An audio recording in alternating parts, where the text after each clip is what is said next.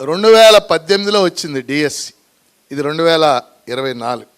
ఈ 6 ఏళ్ల నుంచి డిఎస్సి కోసం నేను పెద్ద ఉద్యమం చేశాం, పోరాటం చేశాం. శాసనమండలిలో బొత్స గారితో దెబ్బలాడేవాళ్ళం మేము, ఆయనప్పుడు విద్యామంత్రి.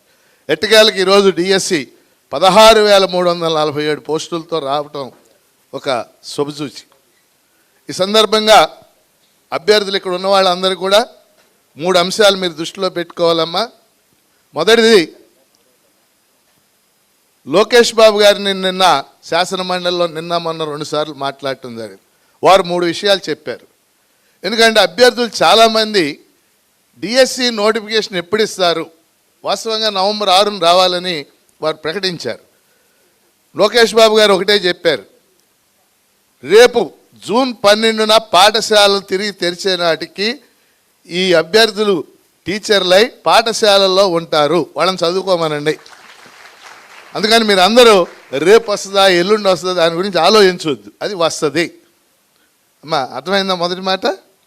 రెండో వారు ఇచ్చింది ఏంటంటే వయో పరిమితి పెంచమని అడిగాం.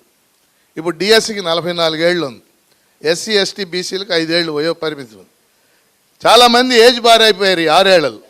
అందుకని మనం రిక్వెస్ట్ చేస్తే ఖచ్చితంగా వయో పరిమితిని పెంచుతాం, దాన్ని పరిశీలన చేస్తున్నాం, డిఎస్సి నోటిఫికేషన్లో అది ఇస్తామని చెప్పారు. మూడో ముఖ్యమైన అంశం అభ్యర్థులు గుర్తుపెట్టుకోవాలా, ఇది ఆన్లైన్లో జరిగే ఎగ్జామ్ కాబట్టి రోజుకు 2 రకాల పేపర్లు వస్తాయి. టెట్ ఎగ్జామ్లో అభ్యర్థులు చాలా నష్టపోయారు. ఈ విషయాన్ని లోకేష్ గారి దృష్టికి తీసుకెళ్ళాను. వారు ఒకటే హామీ ఇచ్చారు, తెలంగాణలో ఎలా అయితే జరిగిందో తెలంగాణలో ఏం చేశారంటే ఆన్లైన్ ఎగ్జామే కానీ జిల్లాకు ఒక రోజు పెట్టారు. అర్థమైందా మీకు? జిల్లాకి ఒక రోజు, రకరకాల పేపర్లు ఉండవని, ఒక జిల్లాకు ఒక పేపర్. ఆ విధంగా వాళ్ళు అధ్యయనం చేసి దాన్ని కూడా వారు అంగీకరించారు. ఈ 3 విషయాలు లోకేష్ బాబు గారు చెప్పారని మీకు తెలియజేస్తాను, అభ్యర్థులందరికీ కూడా ముందు నేను.